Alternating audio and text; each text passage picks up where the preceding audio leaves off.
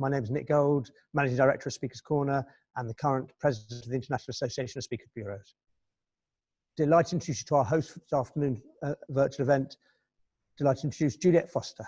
Welcome all of you. Thanks again for that introduction, Nick. And well, you've joined today's audience you're part of the audience to today's 6 Speakers Corner Showcase event, the theme of which is Diversity and Inclusion 2.0 Virtual Masterclass. And the big question you're probably asking yourselves is, why 2.0? Well, you're probably very aware of the protests that have been erupting around the world and the businesses who've been vocalizing their support for the Black Lives Matter movement. Well, the conversation has now moved on to the next level. Yes, businesses, various others, they are embracing the BLM logo and talking the diversity talk. But there is a sense that they will be judged not just on their words, but on their actions. So where does that take us in this journey? Well, I need the help of some experts to help me answer that question. And I'm delighted to say that they are with me. I'll give you an idea who they are. They are David Lammy, Shapi Kosandi, and John Amaechi. Now, before I tell you a little bit more about them, let me also stress that this is a conversation that involves everybody. So please, we want to get your input as well. So if you have any questions that you'd like to put to the panel, or if you actually want to comment on something that you hear said, then please feel free to email all of that to us here at Speakers Corner. Let's start now with David Lammy, who is the first of our speakers. His name is familiar to all of you. He is, of course, the Member of Parliament for the North London constituency of Tottenham. He's also the Shadow Justice Secretary, who's one of the leading agenda setters in the fields of social activism, diversity and multiculturalism. So a welcome there to David Lammy, and the floor is now yours. Well, hello, and thank you very much. And I guess the best place to start is in this moment, which is Black Lives Matter and the protests that we're seeing in the streets. And I want to start first with hope. And what fills me with hope at this moment is that when you look at the protesters, despite the huge concerns, of course, rightly there is about coronavirus, when you look at the protesters, they are largely millennials, largely Generation Y, and they are Black, of course, but there are many, many white young people amongst them. And actually, when you looked at the pulling down of that Colston statue and those that threw it into the water, they were largely young white men. And that fills me with hope, because when you listen to them, what they have is not just a passion and a determination, but for the first time in my 20 years in public life, they have an articulacy about the subject at hand. And so here comes the challenge, which is that in so many ways, and I've done so many events over the years, where we've arrived at in this moment, the banner of diversity and inclusion, the use of the term Bahm, doesn't really convey what is required on the bottle. Diversity is a sort of catch-all phrase that in terms of racial diversity can mean in so many organizations very little. And inclusion is desired, but a long way from delivered. And what Black Lives Matter is about is effectively challenging structural racism.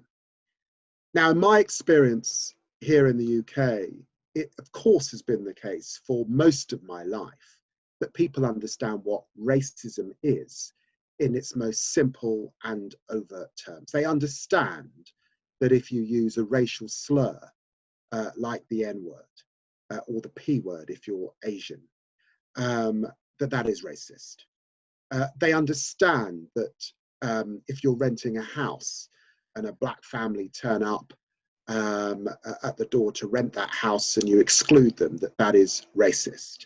And they certainly understand in an employment setting if you dismiss someone and it attaches to race. But what they don't understand as well, and what I think we're seeing from across the pond in the United States, is a debate about structural racism.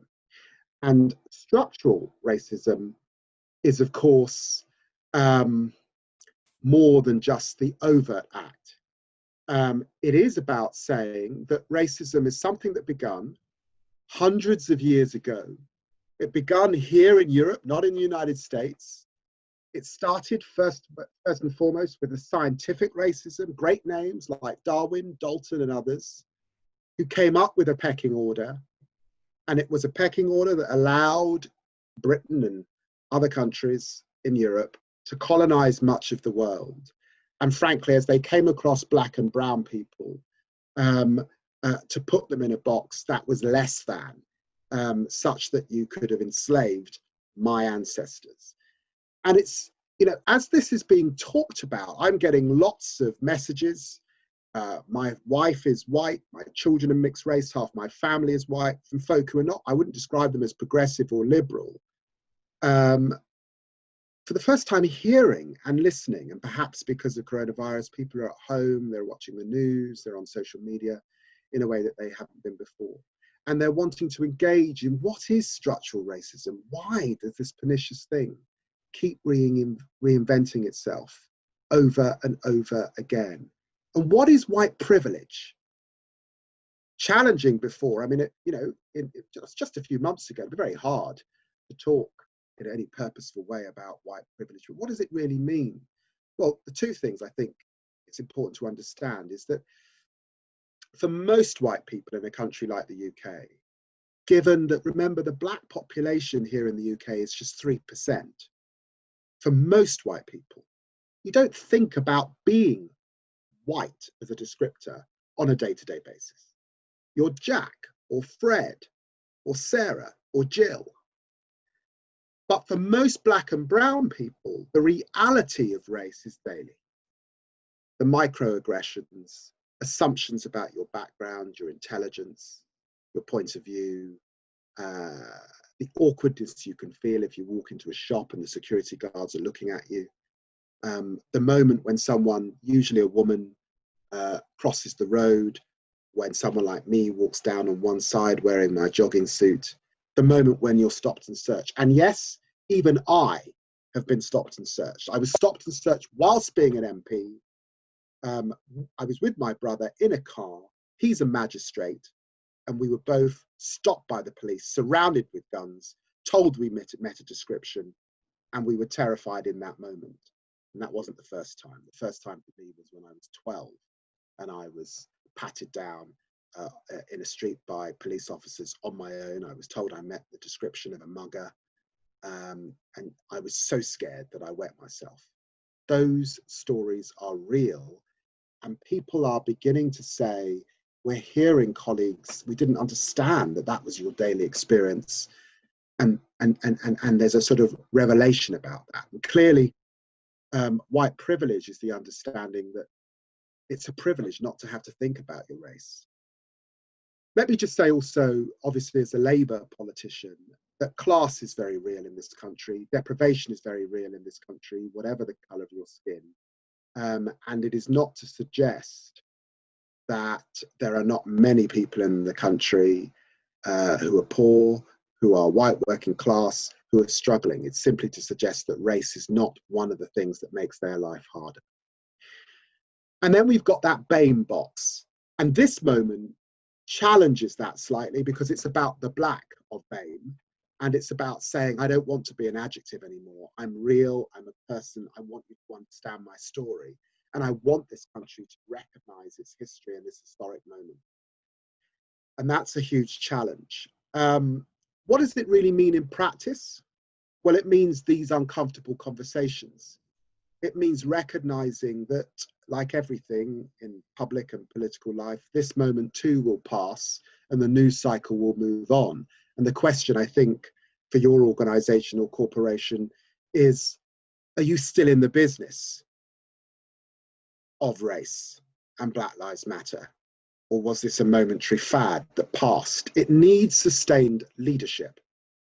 And leadership means targets in your organization. Targets that may be missed, but nevertheless objectives that you set yourself. KPIs that you can follow. It means when you're interviewing, challenging those who recruit for you, where is the diversity? It does mean positive action and positive discrimination. And here's the challenge when people say it's got to be on merit. The great story of the 20th century is a story about people at the beginning of the century that had no rights at all. Working class people down pits, down mines, factory floors, who because of the Labour Party, progressive forces, trade unions, certainly in our own country, had rights by the latter part of the 20th century. It's about black men and women who were colonized, and certainly I and others would not be on this webinar now were it not for people like Martin Luther King, Malcolm X and others who fought so hard to get us to this point. And of course, it's about women. Women who couldn't own their own bodies, were the property of their fathers or their husbands, and because of people like Emily Pankhurst and the suffragettes, had rights by the end of the 20th century. And if you were LGBTQ, let's not even go there. The ability to love who you want to love was not ever accepted, and it's only recently, relatively speaking, that same-sex marriage has been adopted through much of the developed world. And it's because of so many forces and struggle, we used to call it struggle, not diversity and inclusion, struggle by people like Mandela to get us to this point. And the truth is, it's extraordinary that the early part of the 21st century, much of this is up for debate. We have populist nationalist leaders in countries like the United States for whom much of this is up for debate. And so it turns out that for all those rights won, leadership is required. And so when people say it's got to be on merit, my answer to that is, why is it that merit is always interpreted as white, middle class, and male? I've met many white middle class men that have got great jobs, and it wasn't on merit. It's because they knew someone who knew someone. Or they were fortunate to go to a certain kind of school from the age of 7, and then to a certain kind of university, and come out in a sort of polished way. So leadership is, to some extent, about positive action at this moment. We wouldn't have all those women in the House of Commons, in all political parties, by the way, unless leaders like David Cameron and like Tony Blair had said enough is enough, we're going to preference women, because if we leave it to the old system, it will always produce men. And leadership requires being sustained about it, not just bringing people into the organization, but mentoring them when they're there, with the humility to understand that you learn as much from them as they learn from you. And that mentoring has got to come from right at the top of the organization, the directors. And you've got to bring people on. You've got to say to them, I'm determined that you're a director one day, or a partner, or whatever the model is in your particular company or organization. Until we've got you there, we failed. Until we've kept you there, we failed. When someone leaves, why are you leaving? What's the 360? What's the feedback loop? Maybe it's anonymous across black or BLAME employees in your company. What are their hopes and expectations? What are their real experiences?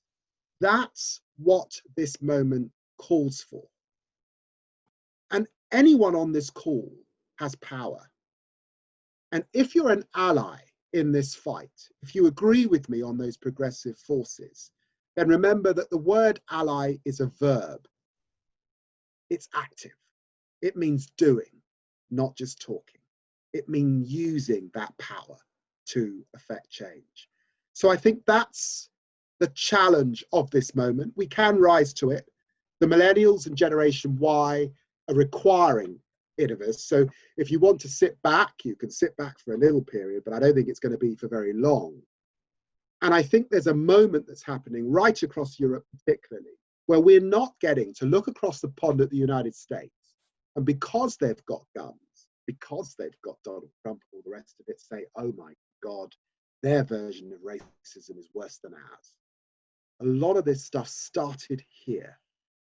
And our history in this country is more than just Henry VIII and our defeat of Hitler. There was much in between. That is why our country is truly multicultural, and much that built this country. And one of the calls I've said is that, you know, whether it's the review that I led for David Cameron on the criminal justice system, whether it's Macpherson after the Stephen Lawrence murder and the policing, whether it's Baroness Ruby McGregor's review on the ethnicity pay gap and diversity in the workplace, or the Parker review on the diversity of boards. All of these recommendations, if they just sit there and gather dust, I'm afraid lead to deep cynicism and skepticism amongst Black and ethnic minority populations. And when that happens, people give up on people like me and they take to the streets, as we're seeing in the United States. And that's why we have now to act. And that challenge at this moment is bigger, it seems to me, than just challenge to government. It's challenge to private organizations as well as public organizations as well, which is why you're seeing so many organizations look into their history and commit to this, but also say what more actually at this moment can be done. Thank you. Thanks there to David Lammy for an excellent and impassioned presentation. So let's move on now to our second and final speaker, John Amaechi. Let me tell you a little bit about him. In fact, I should say John Amaechi, OBE. John is an organizational psychologist, a chartered scientist, CEO, and the first Brit to play in the NBA, who also partners with organizations to help leaders deliver on the promise of authentic, transformational leadership. He's a very busy guy. Great, but he's actually made the time to be with us. So John Amaechi, I'm handing it over to you. The floor is all yours. Appreciate it. So there's lots for me that I want to kind of build on what David said already, but I just want to kind of share some stuff that's happening here. I'm one of the directors of the country's largest NHS trust. I have 23,000 employees, 10,000 of whom are Black and brown people who are disproportionately at risk from COVID and yet are in work every single day, delivering and doing amazing stuff. I'm doing risk assessments on them on the basis that they will be doing their work regardless, because without them, we cannot do their work. And this is kind of a microcosm of the history of the United Kingdom, that much of what we want to do and achieve as a society cannot be done without the people we now call key workers, who are disproportionately minority, Black and brown and women. I think one of the things we have to recognize is the backdrop of what's happened with George Floyd. And I say this with all respect to him and his family, but I watched him being murdered, a knee upon his neck. And it's traumatizing to watch somebody be murdered because they look like you. But unfortunately, this isn't the first time I've watched it. It's not the first time I've been on an illustrious panel talking about it. For me, this has been every 6 weeks for the last 10 years. And the first time that I was asked to talk about this was 1991. I was still in university, in America, actually. Rodney King being beaten in front of the world. So I am a pragmatist, I'm a scientist. I want to have hope, but we've been here before. And that's important for us to remember right now. We've been here before. Change is a science. It doesn't happen because of whim or beautiful rhetoric. It happens because people decide to take substantive and often very boring action, often action that won't lead you to be lauded. And so I suppose that's where I want to talk about this and some of the impediments that we're facing, because I think David was absolutely right. There is an eloquence of especially white younger people who are in these protests, who are out there supporting Black Lives Matter. You hear them as they talk, and there is a sophistication, an understanding of their own privilege, lots of elements of what we need. The ignorance that drives hate and drives bias is absent from so many of them. But what's interesting is that when you look at organizations, and my company, we work mostly with large private organizations, and you realize that eloquence is not mirrored internally. 5 minutes before I came on this session, I was talking to a CEO who stumbled and fumbled through what was going to be a 5-minute introduction to a company all hands, talking about how racism is bad. that conversation included elements such as just now realizing that there was racism. And whilst the revelation is important, we have to recognize that what that means, there are implications for the fact that there are significant swathes of people just now finding out that racism happens and is real. I would say that David's point about most people recognizing the most obtuse, ugly, and common forms of racism is absolutely right. People who yell the N-word, the P-word, and others. It's absolutely right. But there is a distinction, because just because people recognize that really well, there is a significant number of people who don't at all recognize that racism is a real impediment in their environment. So, for example, one of the things that I've been talking to our clients about, which is really uncomfortable conversation, is that of meritocracy. Because most organizations, they like to believe that they're a meritocracy. Most people in societies that purport to be civilized like to believe that society is a meritocracy, but there are real implications for that. If society is a meritocracy, if your organization is a meritocracy, it currently looks exactly as it's supposed to look. On the crassest of measure, we know that you can't tell who's black simply by looking. We know that difference is not as simple as what is visual. But who you have currently is who you should have if your organization is a meritocracy. And this is an important thing to consider, because if you believe your organization is a meritocracy, as you attempt to pull some of the levers that David talked about that are truly important, targets are a blunt instrument, but they are clearly one of the few things that work. As you attempt to leverage those things, the people in your organization will believe you to be a person who is actually unbalancing the system, is unfairly bringing through. And this hurts candidates who might make it through under that auspice, because people start to believe that perhaps they aren't as qualified, perhaps they didn't earn their position. But once you realize that we're not in a meritocracy, and this does not mean that the people who are currently present didn't earn necessarily their position, it just means that people who worked as hard, were as diligent and ambitious, who had the same qualifications, couldn't have earned it. And this is really important for us, because as long as people think that we are somehow unbalancing an equal system, there'll always be disproportionate resistance. I think it's one of the things that is hardest for us to negotiate.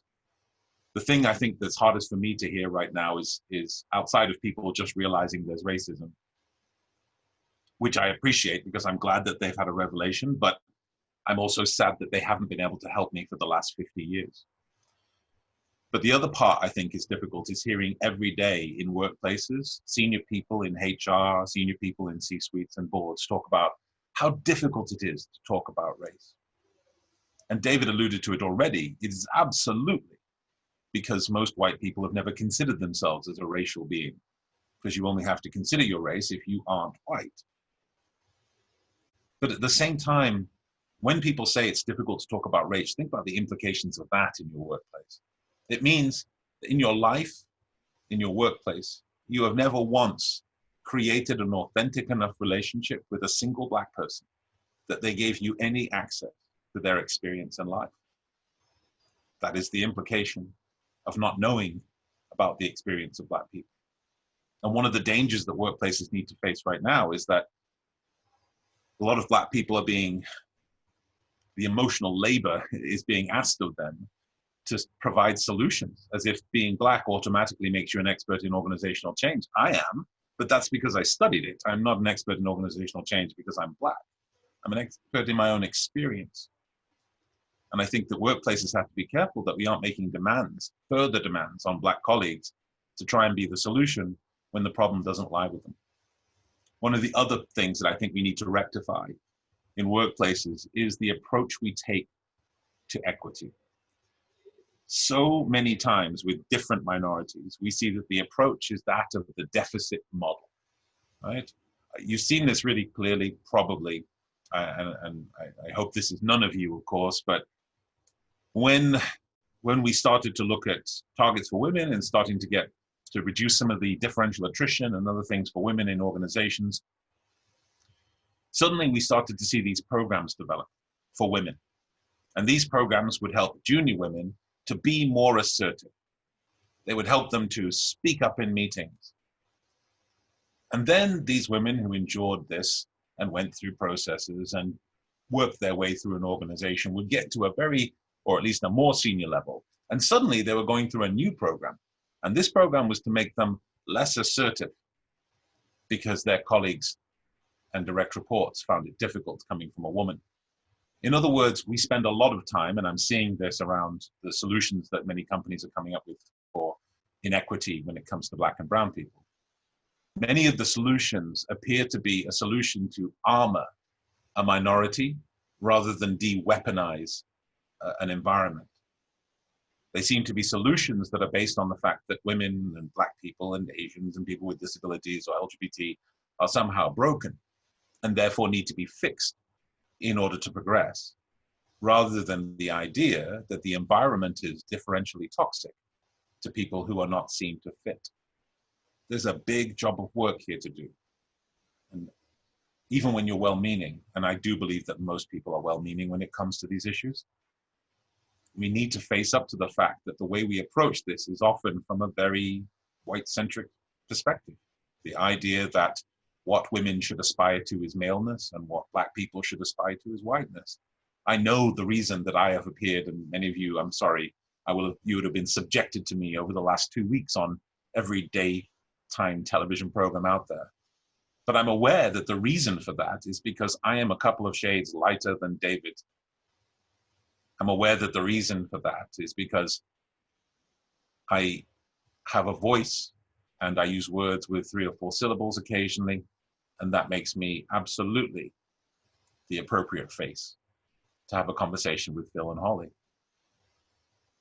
One of the things that happens at a time like this is that Black people become homogenized. The idea that people of Black Caribbean versus Black African heritage, even that, the idea of having Black African heritage as if Africa is a country. We need to start looking at people with their differences in mind. This is not a time to retreat into the colorblind territory. This is not a time to say, I don't see Blackness, I don't see gay people, I don't see women. Now is the time to really see people. I've been telling people who want to be great managers that one of the things that you can do is with every single person who's your direct report, you approach them with the idea of benign ignorance. I am not going to make any assumptions about who you are. I don't know who you are just by looking at you. But you marry that benign ignorance with enthusiastic inquisitiveness. I don't know who you are. I'm not going to make any assumptions, but I'm going to make it absolutely crystal clear that I want to know anything you're willing to tell me. One of the things about this period is that we want, in order to learn, we have to get people to disclose. Many of you in your organizations will have really low numbers of people who are willing to disclose their demographic data on your employee surveys. There is a reason for this. The reason is partly societal, but it is also about trust within organizations. Disclosure is not just a case of not wanting the rawness of what if a racist attack happens to me, what if my career is impinged by this. It's also the fact that disclosure has to be earned, whether it be a manager to a direct report, a peer to a peer, individuals to their organization. Disclosure has to be earned. And by that I mean you have to consider identity differently and you have to consider disclosure differently. Most people are familiar with the idea of coming out for LGBT people. And people make a mistake when they hear or talk about coming out. Coming out can be about anything. You can be describing your experience as a Black person, which is something that people are asking of their Black colleagues now. It could be coming out as LGBT. It could be coming out as a person who never went to university, despite everybody else around you having done so. And the thing you have to realize with coming out is it's not a statement about the person who is speaking. When an individual tells you something about themselves that is precious and important, especially when it's about their identity, they are not making a statement about themselves. They are making a profound statement about you. They are telling you that I have looked at you. I have looked at your words. I have made sure they are congruent with your deeds. And I have determined that you're the kind of person who will take my identity, as precious as it is, and you will treat it with the care and respect that I do. This is the kind of environment that is inclusive, where people can share identities as fragile and precious as Fabergé eggs with each other without fear of any one person smashing or disregarding. This is the kind of culture we need, and not because it's nice, because you may have gathered I'm not a warm and fuzzy psychologist. I want to win. And in a time when everything is thrown up in the air, in a time when there is disruption and it will continue, we need the very best brains in the room. And I'll take a little friction through difference in order to get the traction I need to win. Thank you. Okay, John, thank you for that presentation. And thank you too to our audience. You have been sending in the questions, so please do continue to send them in. We'll try to accommodate as many of them as we can. Send them in via the Q&A function that you'll find on the bottom of your screen. Quite a lot there for us to go through, but one of the general ideas, I suppose, that has actually leapt out at me listening to both you and as well to John and David is this idea of a duty of care. We take it for granted when we go to work that our employers have a duty of care to provide a safe environment for us to work in physically. Shouldn't that also extend to a duty of care for our emotional health, our mental health, that we work in an environment where there is no racism, where there is a respect for us as members of the Bahm community, and where above all, we shouldn't feel that perhaps someone's playing mind games with us, that if we suspect that there is a very subtle form of racism, we shouldn't feel afraid to call it out rather than thinking that perhaps we're imagining things, or maybe it's something that we've done that's actually caused this. The duty of care. Why is diversity not included in that package? I'll start first. I feel fairly sure I've heard David talk about this eloquently, so I know he's got something on this. I think duty of care is prime. I think one of the challenges we have is that people imagine that duty of care sits on a different continuum to performance. They think that in order to have the most high-performing environment, it must be necessarily abrasive, necessarily abusive almost.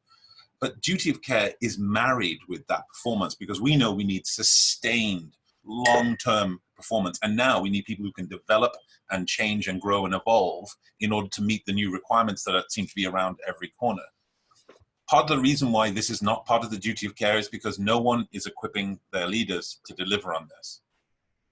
When, and CIPD and others have done studies on this, but when your budget for educating first-time managers is 18 quid, it's unlikely that you're super serious about the pastoral care of anybody in your organization. And when I say this, I say it with some flippancy, right? Because I do understand the necessary financial fiduciary challenges that people have faced, especially right now. But the experience of your people, 70% of the variance of experience of employees is in their direct line manager. As the world of work changes, as we start to experience contingent workers and other kinds of ways that people are going to connect with organizations, it will be the relationship with a manager that determines whether you want to work with that brand or not. It will not be the colors on their logo. It will not be how splashy their Pride celebration or Black History Month is. It will be that one individual. It's the single most powerful thing we can do, is to make sure that leaders can deliver on the promise of that duty of care. But right now, it isn't part of their remuneration. People exist in utilization cultures, which are the antithesis of what's required if pastoral care is important. And all of these things combine to mean that even well-meaning managers can find themselves confounded as they try and deliver on the promises that companies make on their website. Okay, David, can I have your response to that about the duty of care? An £18 investment, well, it doesn't really worth their thinking about, really, given when you balance it up against mental health needs. Well, I think obviously as a lawyer by background, duty of care has sort of legal implications and connotations, doesn't it? But I'm just very conscious, as I said, that our system really relies here in the UK. It's not overly litigious. We're not the United States. It does rely on good faith. It's why the challenge that I made earlier on this week to Boris Johnson, just to get on with it.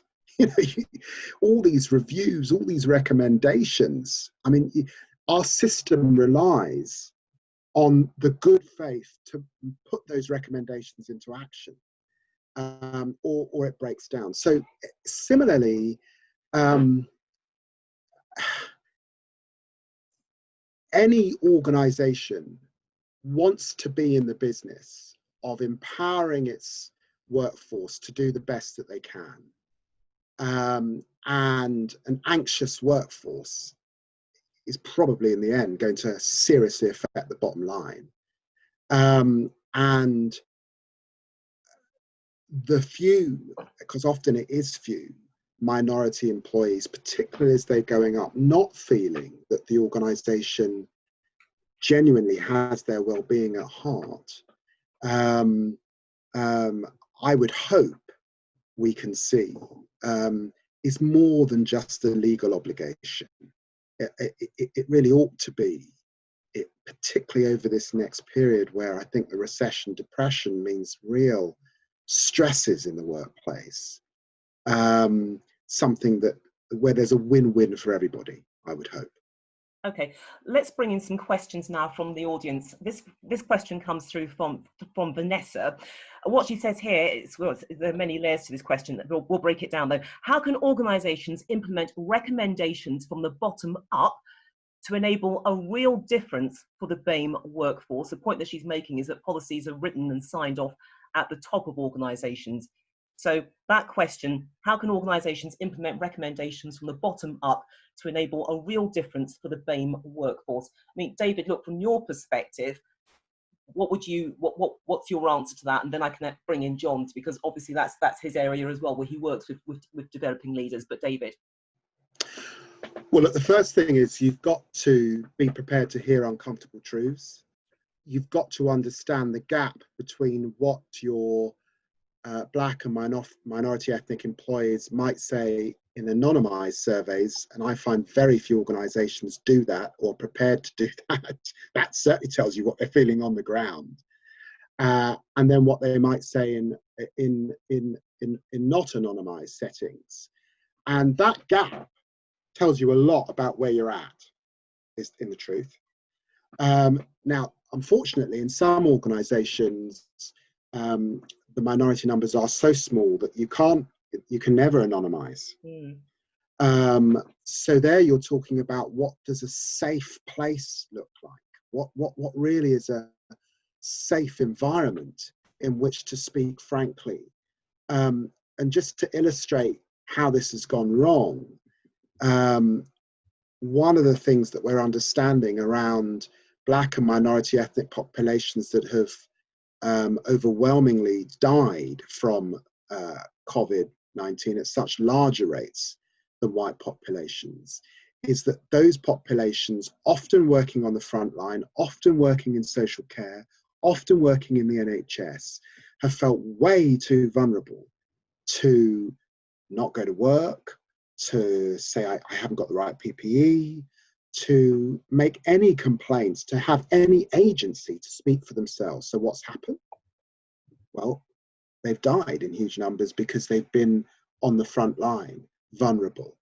I think it was incredibly striking that the first 20 doctors that died were all minority ethnic doctors. And doctors are not a group that you could describe, whatever their racial background, as an impoverished group. I mean, it's a middle class people, yet they were dying in larger numbers. And even the doctors themselves in the BMA were saying, look, we sort of feel we're not able to say stuff that some of our white colleagues can raise. That the safe environment for them wasn't there. So I think you need to think about anonymity. If you can't do that, to think about what is a really safe environment, to accept that what you may be hearing is uncomfortable.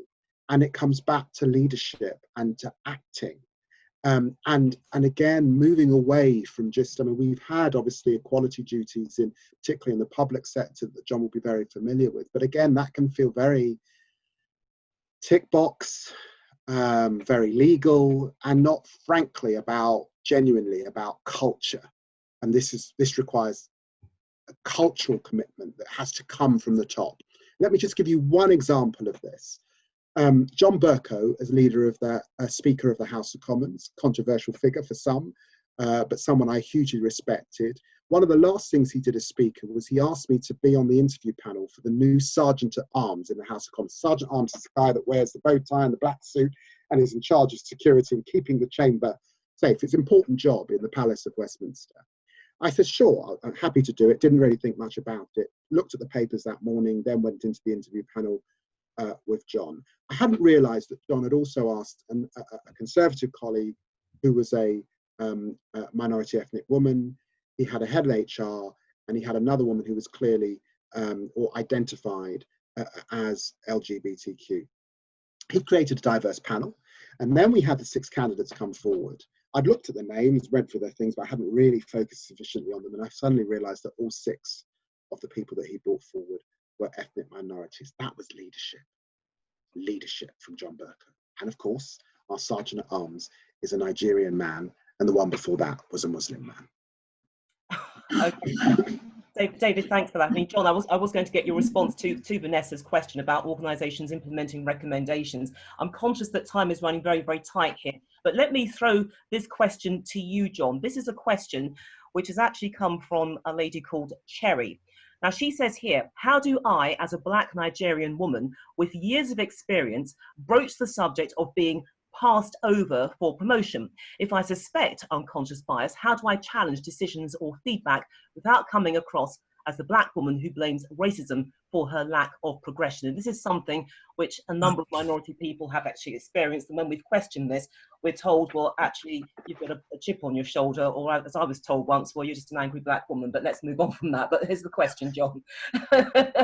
So this is one of those challenging ones, because I think as a psychologist, I'm supposed to give some kind of soothing balm of an answer. And my answer is always the same. I am not prepared for your sacrifice on behalf of a principle. There are enough Black economic and career martyrs.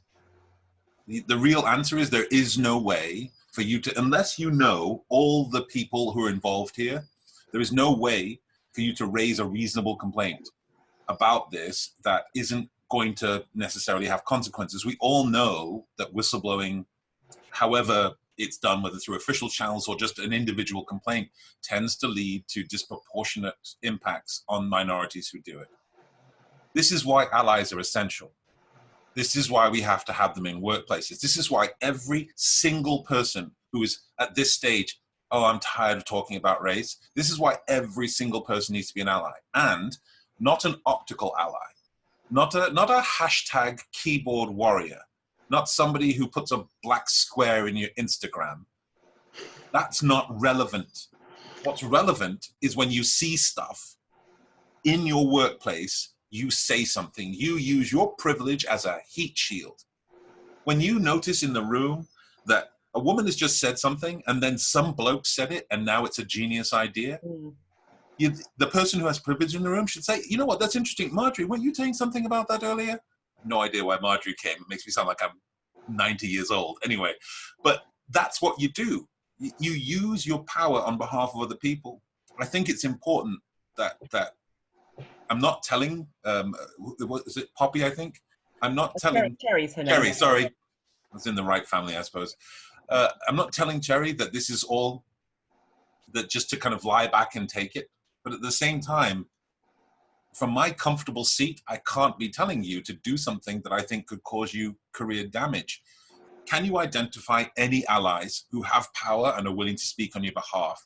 Can you identify the patterns of behavior? Because what she's talking about is not unconscious bias. Unconscious bias is not a real thing. The unconscious is a real psychological concept. Bias is a real concept. But like most things, you can't just shove two real things together and equal a real thing. Marzipan is real, donkeys are real, but donkey marzipan is not real. So bias is what she's talking about. If she can identify a pattern and other people can verify it, then she probably has cause. And if she can find an ally to support her, that will help too. Right, so think strategically in terms of choosing your allies and working with them. Okay, let's broaden this out a bit again in the time available. But David, you talked about privilege, more specifically white privilege. We've got this question here from Anne, or statement and question. One of the areas where some predominantly white privileged institutions are genuinely trying to make a difference is in private education. Is it, in the panel's view, positive that certain underprivileged young people are plucked out to receive the same education and potential chance to become the polished product that David mentioned? Well, look, I was plucked out.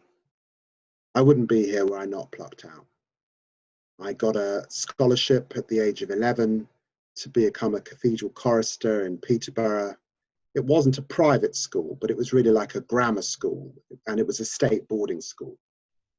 And there's no doubt about it, I would not be here were it not for that moment of being plucked out. And I am on the advisory board of an organisation called Springboard that supports young people from deprived backgrounds, and certainly minority young people, usually in very difficult settings, to go to some of the top public and private schools in the country. And I do that because I had that experience. My parents were divorcing at the time. Tottenham was going up in flames of riots. I had potential, and had I stayed in Tottenham at that stage, I don't think I would be here today. However, I'm a Labour politician. And so for me, it is about systemic change that means all young people can have access to the best. You know, I get very frustrated in the House of Commons when I look at some of my colleagues, most often on the other side, who've been at some of the very best public and private schools in the country. And for example, haven't just had exceptional educations, but have had really wonderful extracurricular sport, art, drama, ability to go abroad activities. And I get very frustrated that that's denied to my constituents because the local authority, I mean, schools have barely got one field, let alone many fields. So I am into systemic change. Change is not going to come overnight. My challenge to Oxbridge is well known over very many years. Why are there more young people with the surname Smith than there are black people at either institution? And the reason I make that challenge is because I'm fortunate enough to have gone to Harvard, and I can't believe that between going to Harvard, between my primary school in Tottenham and between my secondary school in Peterborough, that the most diverse institution I was at was actually Harvard. And that's because they make it their business to find the two brightest kids in Harlem, the two brightest kids in Wisconsin. They're rooting and finding those kids. They're not just waiting and expecting the kids to come to them. And by the way, they're not saying that the two brightest kids in Harlem have to get as good grades or better grades than the two brightest kids on the Upper West Side of New York. They understand that if you've got a care responsibility for your mother, if you've been to a school where there was 30 or 35 or 40 in a class, and the fact that you've got just a little bit less than that kid on the Upper West Side means that you're brighter. We want you, they say, because you did that well. And our system doesn't do that. Our system preferences the polished model that was coached from 7 through the Urban Plus. Right, rather than the actual potential. Actually, what it means is that our organizations are not as robust, and the diversity of thought, as Matt Hancock would put it, is not there in the correct way. So right. These things have got to be about systems, but they've got to be about breadth in looking at talent and competencies. Okay, so it really starts with the education. Jump through the same hurdles to get there. Okay, I'm sorry to jump in there, David, because I am conscious that the clock is running down, but there were also some other components to this question, which I've deliberately divided up so I can bring them to John. So staying with what David has said, what Anne was making, or the question was, if kids go on to be a visible success, assuming that they have followed a journey similar to David's, do they create positive role models for other kids of their background? But here's something which is a bit of a sting on this, because if that be the case, yes, it's great, but is it just another form of selective imperialist condescension? John? Selective imperialist condescension. Not my words, I'm simply reading what was in the question. So 2 points to it about children who go through the system from Bahm backgrounds, who go on to be positive role models for other children from similar backgrounds, or the fact that you've got white-run schools which are actually bringing in black kids. Is it just another form of selective imperialist condescension? I will take providing opportunity for bright, ambitious, and driven young people wherever I can take it. That's my answer. I don't think it's fair to have the young people who are given that opportunity, who take that opportunity, who grasp it and work through it, despite the challenges that they'll face being an alien in an environment, and then tell them diminish their achievement somehow because they didn't do it through a kind of ghetto narrative. The idea that if you don't talk a certain way, or if you didn't come up through something, or if you weren't once in a gang and then reformed, you are somehow not a legitimate achiever as a black person, for example. I think that's really poisonous. So no, I don't think it's a challenge. I think the problem is systemic. Why are all comprehensive schools not brilliant? There are really simple logistical answers to that, amongst other some complex ideas, but we don't pay teachers very much. We don't value education that much. The kind of education we give people is perfunctory. It isn't one that's based on cognitive, intellectual immersion. It's based on your ability to pass a test. These things can be altered, but there's no will, political or otherwise, I think, at this point, to make some of the substantive changes. I think that is in part why David has been able to make the same challenge to Oxford and Cambridge for how many years it's been now, so many. But that's in part because we can take that, they can ignore it, and then do the same thing the next year. And then when they produce that picture with 16 black people, 9 of which have come directly from parts of Africa, they think that they've somehow solved the problem. It's like, no, there's a brilliant kid in Wolverhampton. Why not? Yeah. Why not? And to David's point about the differential education, the idea that your achievement doesn't have to be as high, and people are like, oh, that doesn't seem fair. There are people out there, the Bridge Group, for example, who does really good research on socioeconomic status and other they've already shown that the students who make it through with lower grades thrive, and they don't just thrive in the undergraduate. If they go on to graduate, they thrive considerably better than people who got 3 A's at their A levels. Right. So it's recognizing that talent. I mean, I'm inclined to agree with this, that there are some kids who are actually very, very bright. It may not show in 5 A stars or something, but you've got a lot of talent there. You've got to see past those labels about having 5 A stars and the connotation that goes with it. Look, time is running very, very tight, but we can actually squeeze in one more question, which I'd like a brief rounded response to for both of you. But listen, this has been sent anonymously.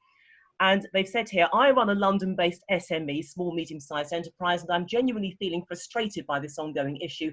I entirely accept inequality has been a major issue for a very long time, but I actually don't know what practical things I can do to actually make a dent in this issue. I nod a lot, I agree with a lot of what's being said, but where do I start in actually being able to make a difference? So that's a plea from the heart there. Very brief response to that question from both gentlemen, starting with you first, John, and then David. Okay, so lots of things you can do. Most people don't know the individual policies and procedures they have in combination creating bias. You have to understand what is causing problems for you. So you can make sure that your criteria for people entering your business, for taking people on, is objective and meaningful. Most people have proxies for talent. Did you go to this school? Do you have X number of years of experience? Most of these things are irrelevant in the actual performance of individuals. There's lots of practical things you can do there. Get rid of the proxies for talent. Put yourself some objective frameworks in, ways of measuring the people before, when they arrive, making sure that you are using the right kind of criteria that deliver for performance. And understand your organization and your culture. What are the things in your organization that are causing differential achievement for people based on race and gender and other things? It's not really an answer you can give in 5 seconds, but it's the best I can do. It's not, but it gives us a framework. And this is important as well, because when we talk about companies, we tend to look at the very large corporations, but we shouldn't forget that you've got those in the middle, you've got those at the very end as well. David, can I get your response to that question as well, please? I think there's lots that can be done in an SME. You know, look at other SMEs that might be in more diverse areas. Get into a relationship. It might be a mentoring relationship. What could positive action look for you? Often, you know, one of the problems that you find for Black and minority ethnics is if there's no one there at all that looks like that, then it's hard for someone to make the jump. So you've got to have a profound first step to get a sort of critical mass. Where are you recruiting? I mean, what are the universities? What are the schools? What are the apprenticeship routes? Who are you going to go and headhunt? Could you actively headhunt or tell headhunters, I want a minority, because we haven't got one? So slightly depends on the size, slightly depends on the business. But I do think that there's much that can be done if the will is there. And I hope on the balance of what's been said, you feel, sounded like from your question you did, that this is a risk worth taking, because it's a risk that ultimately might feel like a bit of a risk because you haven't done it before, but ultimately it's going to improve your culture, improve your bottom line, and that's why you want to do it. Great. David, we're going to have to leave it there. Also, John, thank you both for your contribution. You've worked extremely hard, because this is an uncomfortable conversation about diversity, but it is one that is being had. We cannot run away from it. You know, as long as the Black Lives Matter movement is going out there, you've got millennials, everybody is getting involved in this. Let's make sure that it's not just one moment that we talk about in passing. Now, if you're interested in learning more about booking any of today's speakers, then please be sure to contact Speakers Corner for more information. They're available for a call, a message, or even a live video chat. Thank you, guys. And, well, you've left us with some great words of wisdom, and hopefully we'll be able to follow that as well. But great. Thank you. Thank you. Thank you.